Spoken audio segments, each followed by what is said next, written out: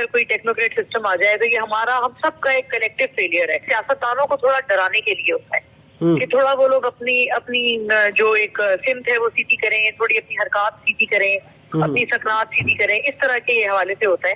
पहली ये चीजें सिर्फ ड्राइंग रूम की गुफ्तगू थी, लेकिन अब ऐसा मालूम होता है कि ये मुख्तलिफ हलकों में बाकायदा इस हवाले से कुछ सोच विचार हो रहा है। टेक्नोक्रेट सिस्टम इस तरह की चीज किसी जमहूरी निजाम में हमने कोई इससे पहले सुनी भी नहीं है। वो कहेंगे हमें क्या सरोकार वोट बैंक से, हमारा तो कोई वोट बैंक है ही नहीं। हम तो जिनके आशीर्वाद से आए हैं, हम कल को उनके आशीर्वाद से अगर चाहें तो दोबारा भी आ जाएंगे। कि जमहूरियत को कुचल के और पार्लिमानी निजाम को कुचल के अगर कोई फायदा हमें अगर मिल जाएगा तो वो ये मिलेगा कि शायद हमारी मईशत की जो मैक्रो इकोनॉमिक्स है हमारी, वो में भी बेहतर हो जाए।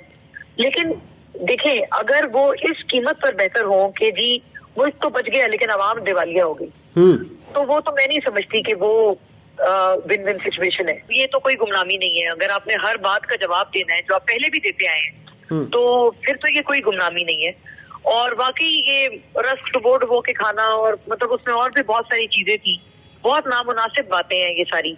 इस्लामी जमहूरिया पाकिस्तान से मैं हूं वकार बगा और आप देख रहे हैं सियासत.pk। इस वक्त मेरे साथ मौजूद है मुमताज तजज़ियाकार मोना आलम साहिबा। मैडम, बहुत शुक्रिया आपके कीमती वक्त का।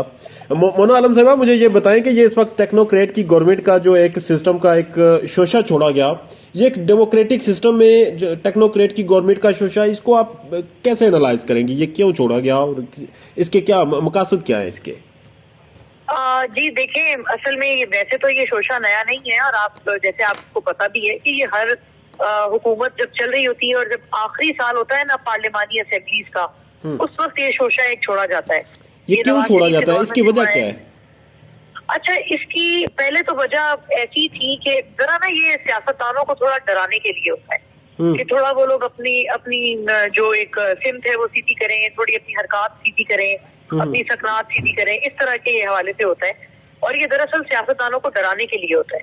हाँ, अलबत्ता ये अगर ऐसी चीज कोई आ जाए तो ये हमारे मजमूई निजाम की बहुत बड़ी शिकस्त है कि अगर कोई टेक्नोक्रेट सिस्टम आ जाए तो ये हम सबका एक कलेक्टिव फेलियर है। और अवाम को, क्योंकि अच्छा अभी इस दफा ना मुझे इस शोशे में थोड़ा सा कम लगता है। उसकी वजह है, और उसकी वजह ये है कि पिछले कुछ दिनों से काफी मुलाकातें चल रही हैं जो कि वाक़तन चल रही हैं। मतलब ऐसी चीज नहीं है कि ये अफवाह है या शोशा है। पहली ये चीजें सिर्फ ड्राइंग रूम की गुफ्तगू थी, लेकिन अब ऐसा मालूम होता है कि ये मुख्तलिफ हलकों में बाकायदा इस हवाले से कुछ सोच विचार हो रहा है।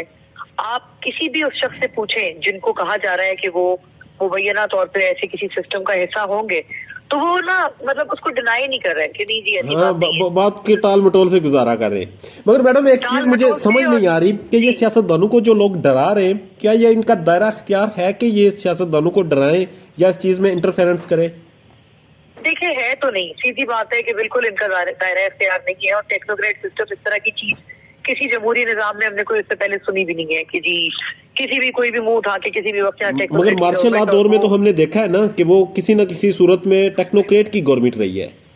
जी जी बिल्कुल रही है, लेकिन हम जमहूरी निजाम में या पार्लिमानी निजाम में तो हमने नहीं सुना ना ये सब। तो ये किया क्यों जा रहा है और उसकी वजह भी इस दफा मुझे इसमें वजन भी लग रहा है। अच्छा। मैंने एक तो आपको मुलाकातों के हवाले से बताया, अर्ज किया, लेकिन इसकी दूसरी वजह ये है कि इस वक्त जो हमारी मईशत की हालत जार है वो बिल्कुल एक सही बात है कि वो किसी के काबू में नहीं है। एग्जैक्टली।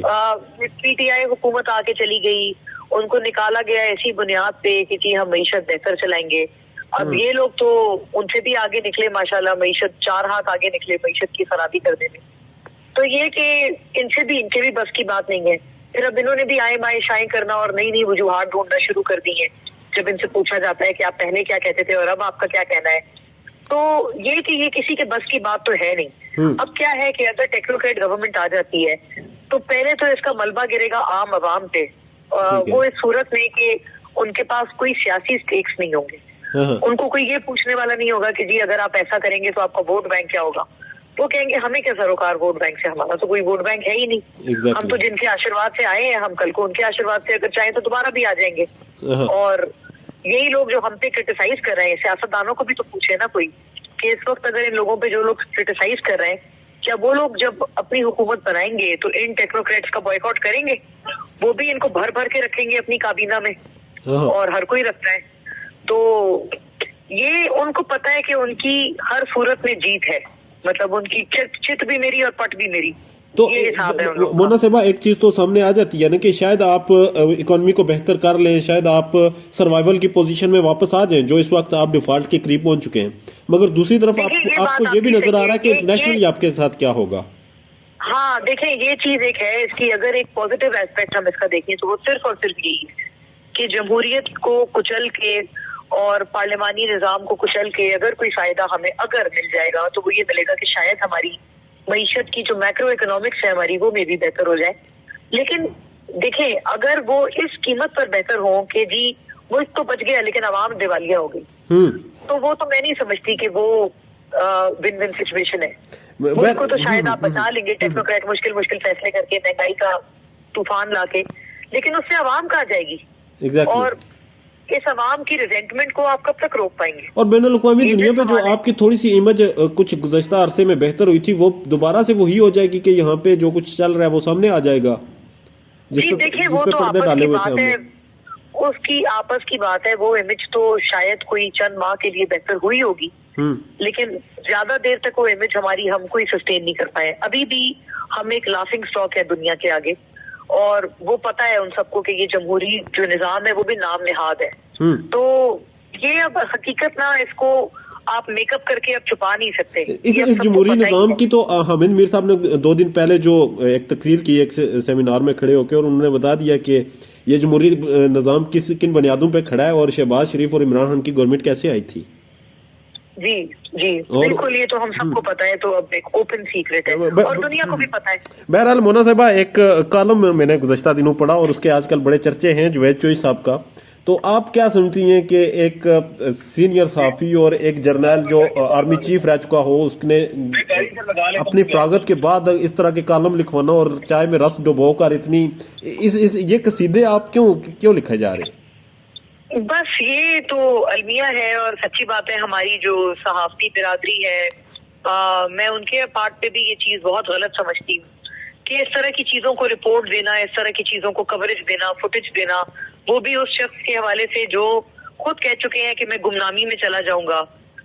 मतलब ये तो कोई गुमनामी नहीं है। अगर आपने हर बात का जवाब देना है जो आप पहले भी देते आए हैं, तो फिर तो ये कोई गुमनामी नहीं है। और वाकई ये रस्क डुबो के खाना, और मतलब उसमें और भी बहुत सारी चीजें थी, बहुत नामुनासिब बातें हैं ये सारी। तो बहरहाल ये एक पीआर प्रोजेक्ट्स चलाए जा रहे हैं। पीआर स्टंट में भी आप इसे कह सकते हैं। तो उस पीआर स्टंट के बदले मैं नहीं जानती कि क्या कुछ लिया दिया गया होगा, लेकिन मैं नहीं समझती कि ये मतलब there are no free lunches.